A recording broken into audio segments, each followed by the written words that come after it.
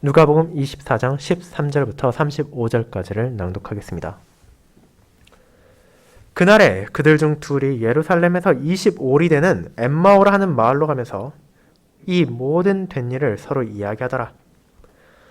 그들이 서로 이야기하며 문의할 때 예수께서 가까이 이르러 그들과 동행하시나 그들의 눈이 가리어져서 그인 줄 알아보지 못하거늘 예수께서 이르시되 너희가 길 가면서 서로 주고받고 하는 이야기가 무엇이냐 하시니 두 사람이 슬픈 빛을 띠고 머물러 서더라. 그 한 사람인 글로바라는 자가 대답하여 이르되 당신이 예루살렘에 체류하면서도 요즘 거기서 된 일을 혼자만 알지 못하느냐? 이르시되 무슨 일이냐? 이르되 나사렛 예수의 일이니 그는 하나님과 모든 백성 앞에서 말과 일에 능하신 선지자이거늘 우리 대제사장들과 관리들이 사형 판결에 넘겨주어 십자가에 못 박았느니라. 우리는 이 사람이 이스라엘을 속량할 자라고 바랐노라. 이뿐 아니라 이 일이 일어난 지가 사흘째요 또한 우리 중에 어떤 여자들이 우리로 놀라게 하였으니 이는 그들이 새벽에 무덤에 갔다가 그의 시체는 보지 못하고 와서 그가 살아나셨다는 천사들의 나타남을 보았다미라. 또 우리와 함께한 자 중에 두어 사람이 무덤에 가 과연 여자들이 말한 바와 같음을 보았으나 예수는 보지 못하였느니라 하거늘 이르시되 미련하고 선지자들이 말한 모든 것을 마음에 더디 믿는 자들이여 그리스도가 이런 고난을 받고 자기의 영광에 들어가야 할 것이 아니냐 하시고 이에 모세와 모든 선지자의 글로 시작하여 모든 성경에 쓴 바 자기에 관한 것을 자세히 설명하시니라. 그들이 가는 마을에 가까이 가매 예수는 더 가려 하는 것 같이 하시니 그들이 강권하여 이르되 우리와 함께 유하사이다. 때가 저물어 가고 날이 이미 기울었나이다 하니 이에 그들과 함께 유하로 들어가시니라. 그들과 함께 음식 잡수실 때 떡을 가지사 축사하시고 떼어 그들에게 주시니 그들의 눈이 밝아져 그인 줄 알아보더니 예수는 그들에게 보이지 아니하시는지라. 그들이 서로 말하되 길에서 우리에게 말씀하시고 우리에게 성경을 풀어주실 때 우리 속에서 마음이 뜨겁지 아니하더냐 하고 곧 그때로 일어나 예루살렘에 돌아가 보니 11 제자 및 그들과 함께한 자들이 모여있어 말하기를 주께서 과연 살아나시고 시몬에게 보이셨다는지라. 두 사람도 길에서 된 일과 예수께서 떡을 떼심으로 자기들에게 알려주신 것을 말하더라. 아멘. 설교에는 찬송 27장 1절 2절을 통해 부활하신 우리 주님에 대해 다시 한번 찬송하도록 하겠습니다.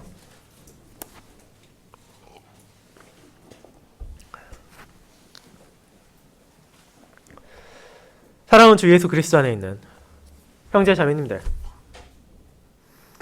영어권에 속한 나라에는 seeing is believing, 즉 보는 것이 믿는 것이다 라고 번역될 수 있는 잘 알려진 수거가 있습니다. 그리고 우리나라를 포함한 동양 역시도 백문이 불여일견이다 라는 유사한 표현을 가지고 있으므로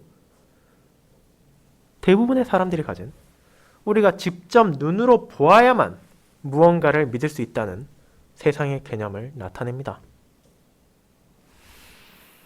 하지만 한번 잘 생각해 보시기 바랍니다. 사람들은 정말 자신들이 본 것을 바르게 믿습니까? 그렇다면 우리가 본다는 것은 도대체 무엇을 말하는 것이며 그것을 어떻게 믿는 것입니까? 우리는 동일한 사항을 바라보면서도 다르게 해석하는 경우가 비일비재하다는 것을 알고 있습니다.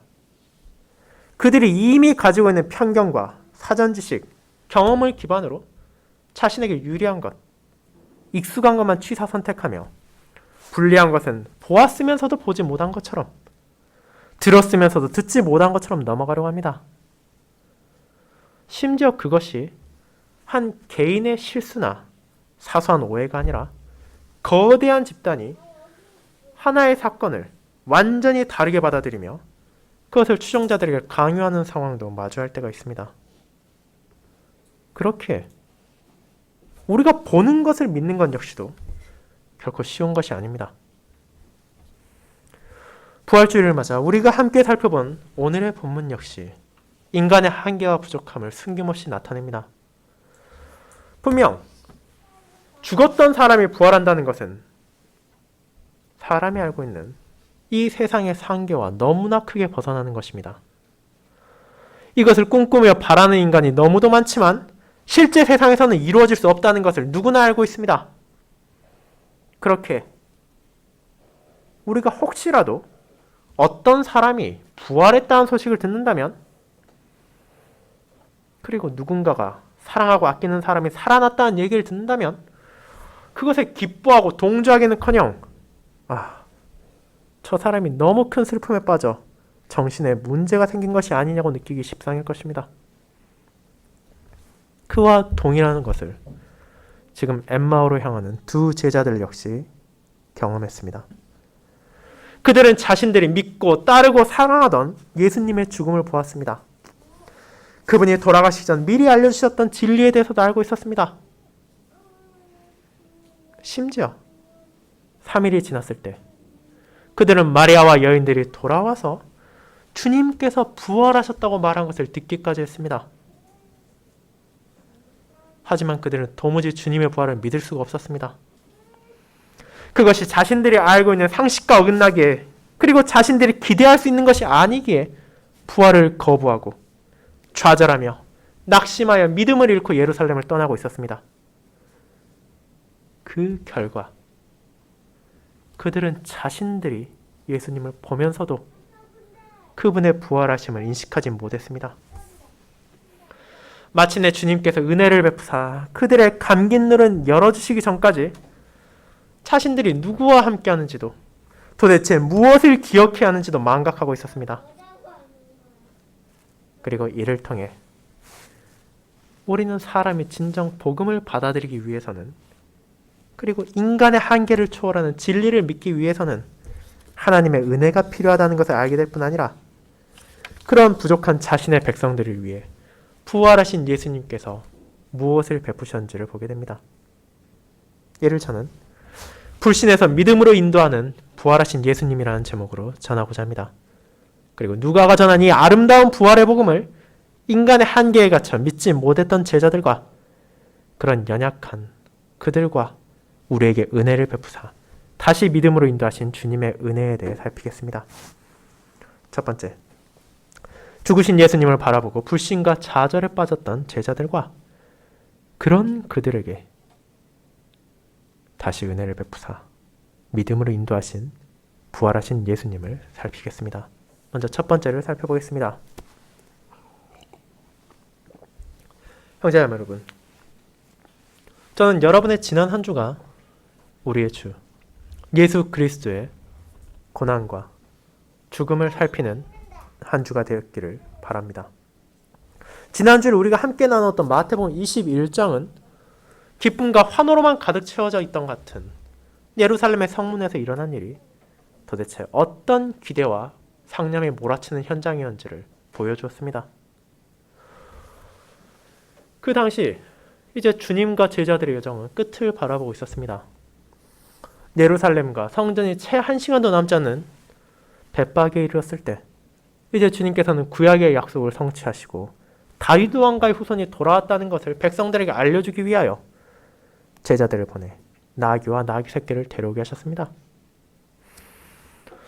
이 나귀는 오늘날에도 그렇지만 당시 기준으로도 개선식에 어울리는 동물은 아니었습니다. 전쟁에서 승리한 장군이나 새롭게 등극한 왕이 백성들 앞에 나아간다면 당연히 자신들의 지위나 권력을 나타내기 위해 위험이 넘치는 말이나 혹은 활약에 장식된 마차를 타고 들어가는 것이 상식이었기 때문입니다. 하지만 비록 그 당시 나귀가 나름대로 가치가 있는 소중한 재산이라 할지라도 그런 목적들을 달성하기에는 너무나 초라한 동물이었습니다. 이는 짐을 나르고 개인적 용도에 쓰기에 적합할 뿐 그 위에 탄다 한들 주변 사람들보다 그다지 높아지지도 않고 위험있게 보이지도 않기에 다윗 왕가를 회복시킬 여호와의 이름으로 찾아온 자가 타기에는 너무나 비루한 것처럼 보였을지도 모릅니다. 하지만 그것이 바로 주님의 사역이며 주님의 뜻이었습니다. 그분께서는 자신을 높이기 위해 이 땅에 오신 것이 아니라 제자들에게 이미 알려주신 것처럼 한없이 스스로를 낮추어 그 백성들을 섬기기 위해 예루살렘에 지금 들어가십니다. 그렇게 그분은 입성하는 그 순간까지도 나귀를 타심으로 자신의 겸손을 백성들 앞에서 증거하셨습니다. 그리고 이를 바라보는 백성들은 지금 스가랴의 예언이 성취되고 있음을 깨달았습니다. 유월절을 지키기 위하여 예루살렘을 향하는 수많은 무리가 이 소식을 듣게 되었으며 그동안 예수님께서 보이셨던 사역과 가르침을 떠올림으로 마침내 지금 이 성에 들어가는 사람이야말로 다윗 왕가의 후손이며 주의 이름으로 오신 메시아라는 사실을 깨닫게 된 것입니다. 그렇게 이제 그 장소에는 기쁨의 환호가 넘쳤습니다.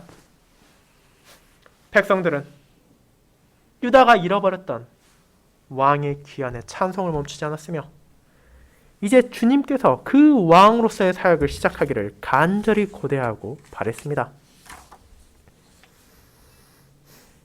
그러나 그들이 깨달은 주님의 정체성은 분명 진실을 가리킨다 할지라도 그들의 기대는 잘못된 방향을 향하고 있었습니다. 백성들은 주의 이름으로 온 메시아를 향하여 호산나라고 외치며 자신들을 구원해 줄 것을 요청했습니다.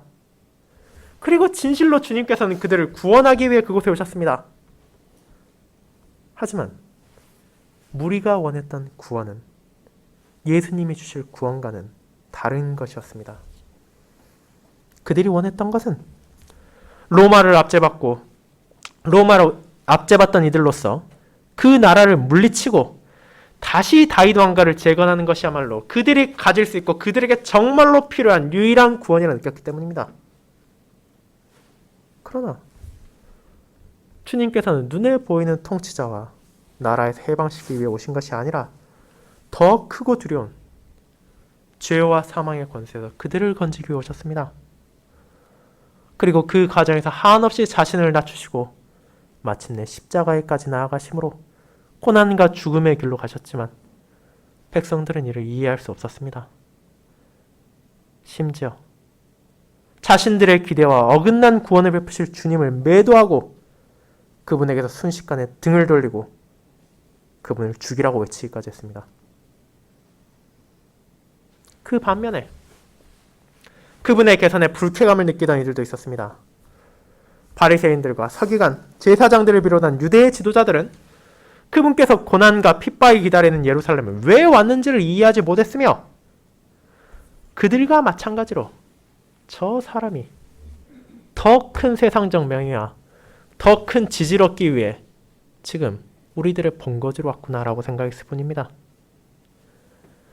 그 결과 예루살렘에는 정말로 온 성이 소동할 지경인 문제가 생겨났습니다.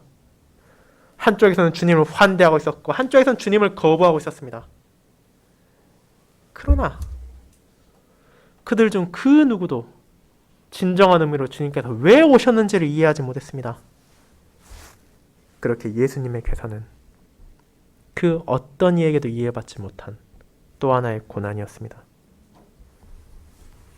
그러나 주님께서는 그들의 이해를 구하기 위해 그들로부터 인정을 받기 위해 오신 것이 아니라 오직 아버지의 뜻에 따르고 자신의 양떼를 향한 선한 목자로서의 사역을 하기 위해 오셨기에 그 모든 이해하지 못하는 자들을 위하여 자신을 기다리는 아버지의 진노의 잔을 향해 나아가셨으며 십자가에서 마침내 피를 흘리시고 목숨을 내어주심으로 어리석고 연약한 백성들을 향한 한량없는 아버지의 사랑을 성취하셨습니다.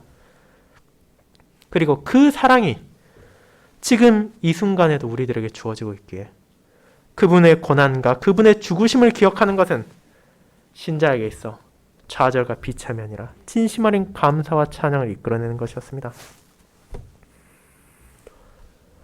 그렇게 예루살렘에 들어가시고 십자가로 향하신 주님께서는 자신의 모든 것을 내어주시고 돌아가셨습니다. 그렇다면 이제 모든 것이 다 끝났습니까? 그렇지 않습니다. 그분께서 자신의 백성을 구원하기 위해 죽으셨다면 이어지는 그분의 부활 역시도 그 백성을 위하여 반드시 따라와야 하는 것이었기 때문입니다. 물론 이 사실을 믿기란 쉬운 것이 아닙니다. 그렇기에 예수님께서는 제자들에게 예루살렘에 도착하시는 무슨 일이 있을지에 대해 그분이 마주할 고난뿐만 아니라 그 뒤에 이어질 부활과 승리에 대해서도 분명하게 가르치셨지만 정작 이 제자들까지도 주님의 처참한 죽음을 바라보았을 때 이제 모든 것이 다 끝났구나라고 생각하며 좌절했습니다. 제자들과 주님을 따르는 무리들은 슬퍼하며 각각의 장소로 떠나기도 했으며 11 제자들은 다락방에 숨어 혹시나 자신들까지도 목숨을 잃을까 두려워하고 있었습니다. 비록 막달라 마리아를 포함한 세 여인들이 주님의 무덤을 방문했을 때 그분의 부활을 깨닫게 되고 이를 전했으며 베드로와 요한 역시도 비어있는 무덤을 확인했으나 그럼에도 대다수의 무리들은 그것이 무엇을 의미하는지를 여전히 이해하지 못했으며 심지어 그들에게 전해진 부활의 소식까지도 진실로 받아들이지 못하고 있었습니다. 그 정도로 주님의 죽음은 그들에게 그토록 큰 상처를 주었으며 그들이 가지고 있던 믿음까지도 좌절과 불신으로 인해 가리워지게 되었습니다. 그것이 바로 예수님을 스승으로 모시며 따랐던 제자들과 그분 안에서 소망을 가졌던 백성들이 경험한 현실이었습니다. 그런 무리들 가운데 두 사람이 오늘 본문에 등장합니다. 그리고 누가는 본문의 시점이 언제인지를 13절에서 알려줍니다. 이는 한 주의 첫날이었으며 주님께서 십자가에서 돌아가신 지 사흘째 되는 날이고 그분께서 부활하셨다는 여인들의 증언이 전해졌으며 요한과 베드로가 빈 무덤을 확인했던 그날입니다. 주님과 함께 예루살렘에 올라왔던 글로바와 다른 한 제자는 안식일을 보낸 후 그 모든 일을 경험하고 이제 예루살렘 성을 뒤로하고 길을 떠납니다. 그들은 예루살렘에서 10km 정도 떨어진 엠마오로 향하는 과정에서 자신들이 보고 느꼈던 것들을 이야기했습니다. 그 대화는 그저 무료한 시간을 달래기 위한 사소한 잡담이 아니었습니다. 그들은 자신들이 그동안 경험했던 일들을 논의하며 그 의미가 대체 무엇이었는지를 생각하고 있었습니다. 분명 예수님을 구주로 믿고 메시아로 생각했던 이들에게 있어 최근에 일어난 모든 일들, 특별히 그 그리스도의 죽음이란 쉽게 이해할 수 있는 것이 아니었으며 그 이후에 나타난 여인들과 제자들의 증언을 도대체 어떻게 받아들여야 하는지를 고심하며 나누고 있었습니다. 그들은 메시아의 예언과 십자가에서의 죽음을 연결시키지 못하고 있었으며 특별히 이어지는 증언들로 말미암아 더더욱 혼란스러운 상황이었습니다. 게다가 당시 예루살렘의 삼엄한 분위기를 생각하고 11 제자들의 모습을 떠올려 본다면 그들 역시도 두려움에 사로잡혀 어떻게든 이 도성을 일단 떠나 피해야 한다는 생각을 가졌을지도 모릅니다. 그렇게 자연스럽게 이 두 제자의 대화는 예수 그리스도에게 초점을 맞출 수밖에 없었지만 결국 진리에는 이르지 못하고 있었습니다. 이제 그런 그들 앞에 누가 나타나십니까? 바로 예수님께서 그들과 동행하십니다. 누가는 이 본문에서 예수님 자신이 그들의 여행과 함께했다고 강조함을 통해 부활하신 예수님께서 어떤 이들에게 다가오신지를 보여주십니다. 주님께서는 부활하셨습니다. 하지만 제자들과 많은 무리들은 여전히 그분의 부활하심을 믿고 있지 못했습니다. 그들은 공포에 사로잡혀 있었으며 실망했고 좌절함으로 믿음이 흔들리고 있었습니다. 슬퍼하며 주님의 무덤에 방문했던 여인들이 그러했으며 여인들의 증언을 듣고 화급히 스승의 묘실을 찾아갔던 베드로와 요한이 그러했듯이 엠마오로 가고 있는 두 제자 역시 연약함 가운데 휘청거리고 있었습니다. 그리고 예수님께서 그들과 동행하셨음에도 불구하고 그들은 주님을 인식하지 못하고 있었습니다. 흔히들 세상에서 백문이 불여일견이라고 한다지만 정작 눈을 뜨고 무언가를 보았다 하더라도 그것을 바르게 이해하고 본질을 깨닫는 것이란 결코 쉬운 것이 아니라는 것을 그들은 보여주는 것입니다. 오늘날에도 많은 신자들은 도마를 생각하며 나도 토마처럼 부활하신 주님을 눈앞에서 바라보고 그분과 대화한다면 부활을 확신할 것이라고, 더 큰 믿음을 가질 것이라고 장담하지만 하나님의 은혜가 없다면 인간은 진리가 눈앞에 분명하게 주어진다 하더라도 그것을 받아들일 수 없다는 것을 이 제자들을 통해 주님께서는 보여주시는 것입니다. 그렇게 제자들의 여정이 함께한 예수님은 그들과 어떤 대화를 나누셨습니까? 이제 그들이 무엇에 대해 얘기하고 있었는지를 물으신 주님은 그들의 답변을 듣습니다. 그들은 예수님을 향해 아니 예루살렘에 있었으면서 요즘 거기서 된 일을 혼자만 알지 못했냐? 라고 되물으며 주님의 고난과 죽으심이 얼마나 큰 화제거리가 되었는지를 말하고 주님을 그곳에 체류하던 외진 혹은 방문자라고 지칭합니다. 이것이 얼마나 모순적인 상황입니까? 지금 글로바는 자신이야말로 당시 거기서 있었던 일을 모두 바르게 이해하고 있으며 지금 그들의 길에 함께한 이 외지인은 아무것도 모르는구나 라고 생각했습니다. 하지만 실제로 그곳에서 예루살렘에서 십자가에서 무슨 일이 있었는지를 바르게 이해한 분은 바로 그들이 대화하고 있는 예수님이셨습니다. 오히려 글로바야말로 그곳에서 어떤 일이 일어나는지를 바르게 알지 못했기에 상심하고 슬퍼했던 것입니다. 그리고 그분을 그저 지나가던 방문객 혹은 유월절을 지키기 위해 잠시 들린 외지인이라고 말하므로 자신이 지금 누구에게 말을 하는지도 모르고 당시 십자가에서의 구속사역이 어떤 의미를 지녔는지를 바르게 이해한 사람이 없었다는 것을 그들은 보여줍니다. 물론 그렇다고 해서 글로바와 다른 한 제자가 주님을 믿지 않았다는 것은 아닙니다. 그들은 예수님의 정체성과 그분의 사역이 어떤 것일지에 대해 나름대로의 믿음을 가지고 있었습니다. 자신들이 보았을 때 그 예수, 나사렛 예수는 하나님과 모든 백성들 앞에서 말과 일에 능한 선지자였습니다. 그 말은 그분의 가르침이 공적으로 바르게 증거되었다는 것을 말하는 것이며 명백한 증거를 가지고 있음을 드러낸 것입니다.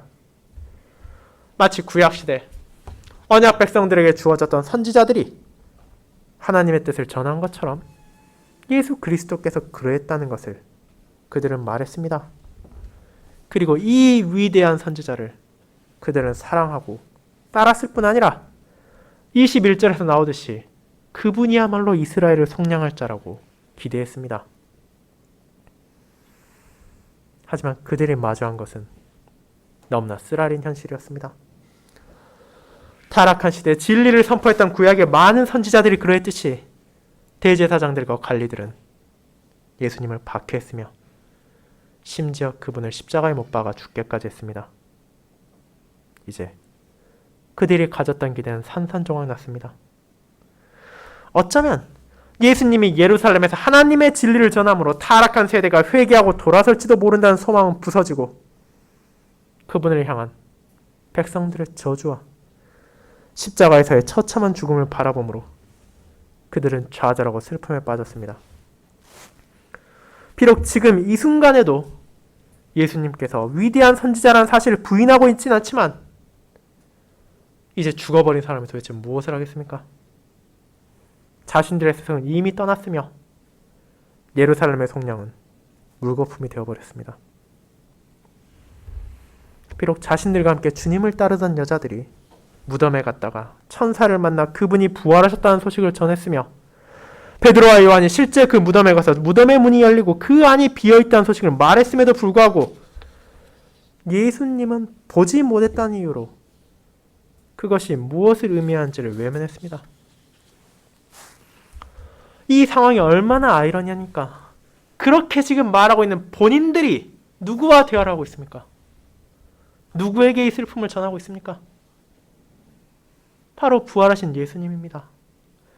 그들은 여인들과 제자들이 부활하신 예수님을 보지 못했기에 우리는 그분의 살아계심을 믿을 수가 없다고 말했지만 정작 자신들은 그분과 대면했음에도 불구하고 이 예수님을 인식하지 못하고 있었습니다. 그리고 그들의 믿음과 주님의 정체성에 대한 인식 역시 여전히 부족함이 있었습니다. 예수님을 선지자로 고백하면서도 그분께서 전하셨던 고난과 죽음, 부활에 대해서는 받아들이지 않고 있었을 뿐 아니라 그분의 왕적인 사역과 그분의 제사장적인 사역이 도대체 어떻게 이루어질지를 이해하지 못함으로 자신들의 스승을 그저 한 명의 위대한 선지자 정도로 생각하고 있었기 때문입니다.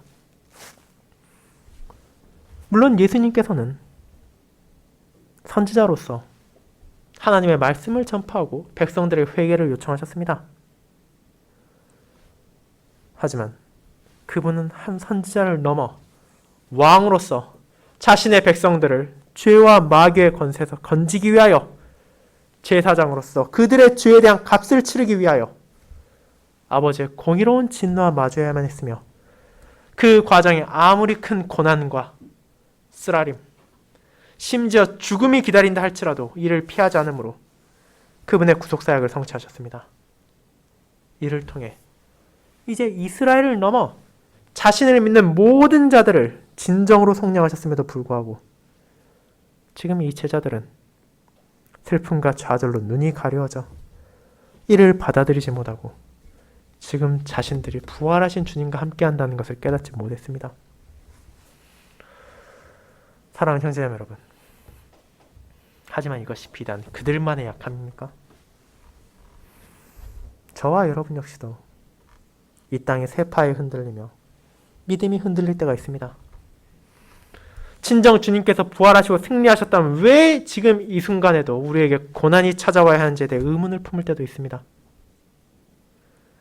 심지어 하나님께서 은혜 가운데 우리에게 복음을 선포하시고 그분의 거룩한 말씀을 보존하여 주셨음에도 불구하고 인간의 완악하고 어리석은 능력으로 이것을 온전히 믿고 깨닫기란 불가능합니다. 많은 사람들은 실제로 자신들 앞에 기적이 일어나고 구원이 보여진다면 그때 믿겠다고 자신하지만 복음을 거부한 이들, 하나님의 진리를 거부한 이들은 아무리 그들 앞에 예수님께서 직접 나타나셨다 하더라도 깨닫지 못할 것입니다. 부자와 나사로의 비유에서 나타나듯이 모세와 선지자들에게 듣지 않은 자들은 죽은 자 가운데서 살아나는 자가 있을지라도 그것을 믿지 않고 거부할 것이기 때문입니다. 그리고 우리가 자신의 능력만으로 말씀을 깨닫고 우리의 지혜와 이해를 통해서 구속사역을 온전히 이해하고자 한다면 제자들과 동일한 비극을 맞이하게 될 것입니다. 주님께서 베푸신 아버지의 진리가 우리 눈앞에 있을지라도 현실의 어려움과 인간의 한계를 통해 그것을 바라보고자 한다면 결국 우리 안에 생기는 것은 회의감과 의심뿐이며 마침내 진리를 불신하며 어떻게 죽은 사람이 살아날 수 있겠냐고 생각하게 될 것입니다. 하나님의 은혜로 보내진 필립이 진리를 전하기 전까지 성경을 읽으면서도 이해하지 못했던 에티오피아 네시와 같이 우리가 아무리 말씀을 읽고 생각한다 하더라도 궁극적으로 아버지의 은혜가 없다면 우리는 이 크신 복음을 보면서도 깨달을 수 없습니다. 하지만 이제 부활하신 예수님께서 무지한 제자들과 불신하는 양떼들을 위해 다가오십니다. 그리고 그들에게 그리고 우리에게 그분의 죽음과 부활이 가진 참된 의미를 깨닫게 하시고 다시 믿음으로 인도하시는 은혜를 베푸시는 것입니다.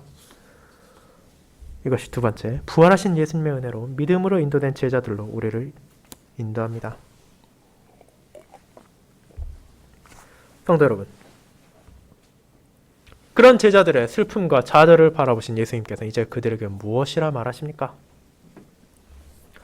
자신의 죽음을 바라보았음에도 그래도 여전히 그분을 선지자라 칭하는 그들을 칭찬하십니까? 그렇지 않습니다. 오히려 그들을 미련하고 더디다고 책망하십니다. 어쩌면 여러분은 이것이 너무나 가혹한 말이라고 생각할지도 모릅니다. 사랑하는 스승의 죽음을 눈앞에서 보았다면 그 정도 흔들림을 보이는 것은 인간으로서 너무나 당연한 것이 아니겠습니까? 그렇지만 그들이 도대체 무엇을 보고 들었는지를 기억하시길 바랍니다. 그들은 이미 주님의 가르침을 받았던 자들입니다. 세상의 사람들이 뭐라 말하건 불신자들이 십자가의 죽음을 어떻게 이해하건 상관없이 그들은 자신들의 스승, 그들의 고백대로라면 최소한 선지자가 전해준 하나님의 진리를 상기해야 했습니다. 그리고 그 진리가 무엇인지를 26절에서 주님께서는 알려주십니다. 그리스도, 하나님의 기름 부음 받은 자는 고난을 받고 영광에 들어가야 합니다. 물론 제자들에게 있어 주님의 그 물음에 대한 답은 그렇지 않습니다. 왜 메시아가 그런 순환을 겪어야만 합니까? 라는 반응일 것입니다. 그렇게 그들은 슬퍼하며 부활을 믿지 않았던 것입니다. 하지만 그리스도의 사역에 있어 고난, 심지어 죽음까지도 예정이 없던 우연히 일어난 사고가 아닙니다. 우리가 이미 읽었었던 가장 대표적인 본문인 이사야 53장을 포함하여 오실 메시아를 가리키는 수많은 구약의 약속들은 하나님의 기름 부음 받은 왕이 걸어나갈 길이 평탄하고 안락한 것이 아니라는 것을 분명하게 선언하고 있습니다. 그분께서 영광으로 향하는 길은 자기 비하와 희생으로 점철되어 있으며 이 사실을 제자들이 여전히 바르게 믿지 못했기에 주님께서는 다시 이를 설명하시며 미련하고 더디 믿는 자들아라고 말하시는 것입니다. 여기서 그분이 말하신 미련하다는 표현은 단순히 지식이 모자라는 뜻이 아닙니다. 이는 이어지는 더디다와 마찬가지로 무디게 반응한다는 뜻을 내포하고 있습니다. 왜냐하면 그들에게 이 진리는 처음 듣는 생소한 것이 아니기 때문입니다.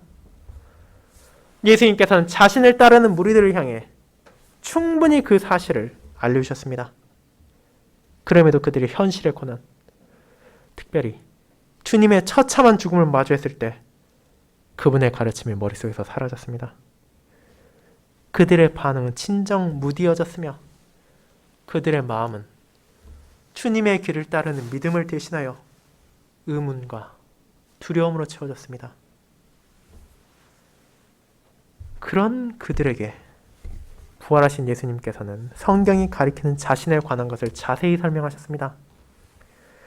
이제 그들에게 있어 엠마오로 향하는 일련의 여정은 좌절과 슬픔 가운데 떠나간 스승을 그리워하는 시간이 아니라 오히려 진리를 다시금 깨닫게 되는 아름다운 시간이 되었습니다.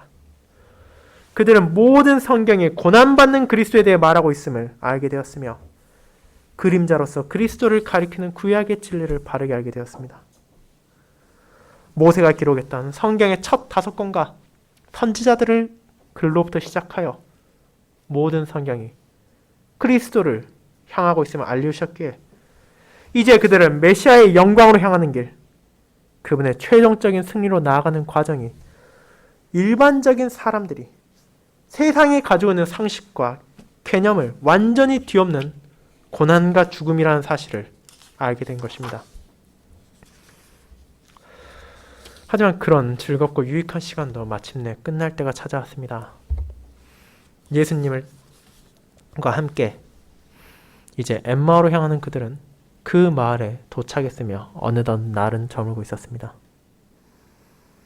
그들은 여전히 자신들과 함께하고 계신 분이 누구인지를 정확하게 알지 못했으나 그럼에도 그분이 길을 멈추지 않고 나아가실 것처럼 보이자 강건하여 함께 머물기를 간청했으며 주님께서 그 초대를 받아들이시자 식사를 대접했습니다.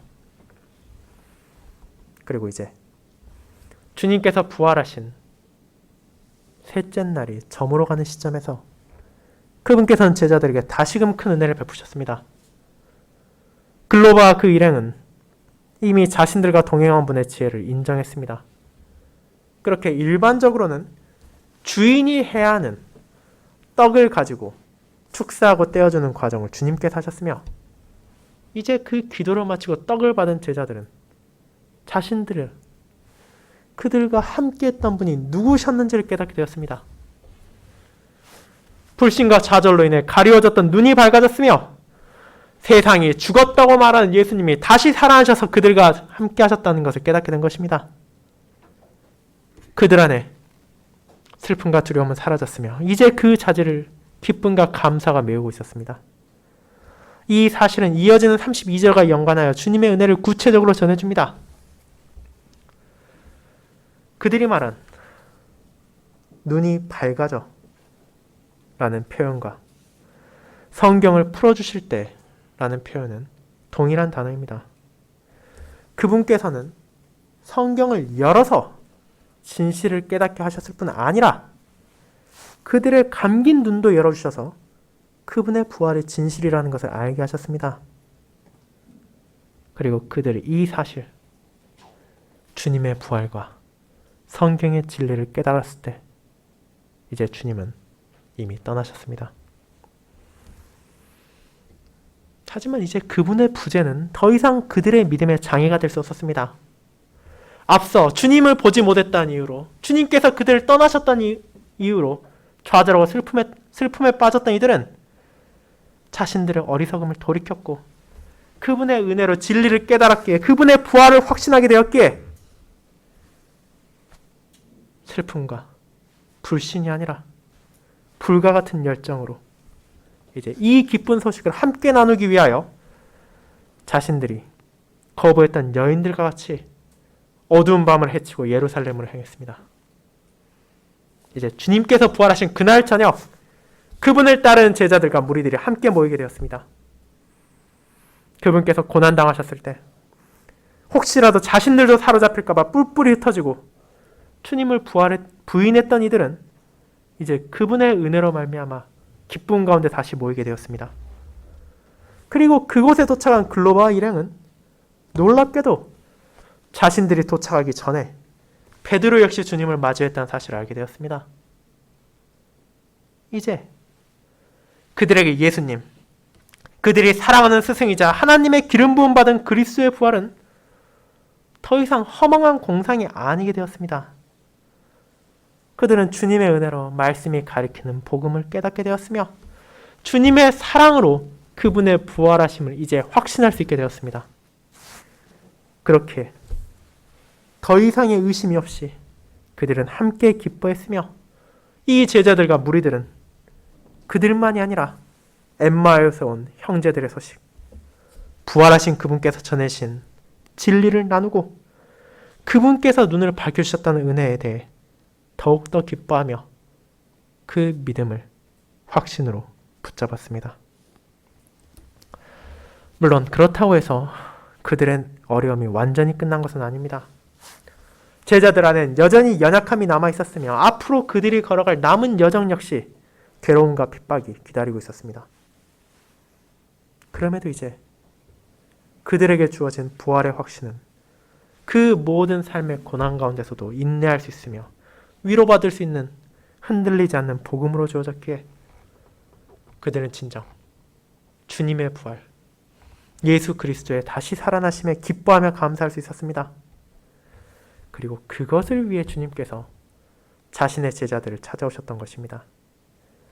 그분을 저버리고 믿음이 흔들리며 불신 가운데 눈이 가려져 있던 이들을 버려두지 않으시고 그들을 다시 찾아오셔서 그리스도의 고난의 의미가 무엇인지를, 그리스도의 죽음의 의미가 무엇인지를, 그리고 그분의 부활과 영광의 의미를 알려주심으로 이제 그들이 주님께서 승천하신 이후에도 바른 진리를 붙잡고 부활의 확신을 가지고 그 기쁜 소식을 나누며 살아갈 수 있도록 하신 것입니다. 사랑하는 성도 여러분, 그들이 경험한 이 크고 놀라운 은혜가 바로 우리에게도 주어지고 있음에 감사하도록 합시다. 그리스도의 부활을 기념하는 이 시간을 맞아 하나님께서는 우리에게 진리의 말씀을 전해주셨으며 전 성경이 가리키는 그리스도의 고난과 부활이 우리에게 어떻게 유익을 주었는지를 알려주셨습니다. 그분의 은혜로 말미암아 우리는 진리를 깨닫게 되었으며 그분의 사랑으로 말미암아 우리는 세상이 받아들일 수 없는 주님의 부활을 확신하게 되었으며 더 나아가 이제 부활하신 그분을 통해 주어진 우리의 부활의 약속까지도 붙잡을 수 있게 되었습니다. 분명 제자들이 그러했듯이 저와 여러분 역시도 연약하여 우리만의 능력으로는 이 진리를 믿을 수도 없고 이 부활을 확신할 수도 없습니다. 그러나 부활하신 그리스도께서는 자신의 영을 우리에게 보내주셨습니다.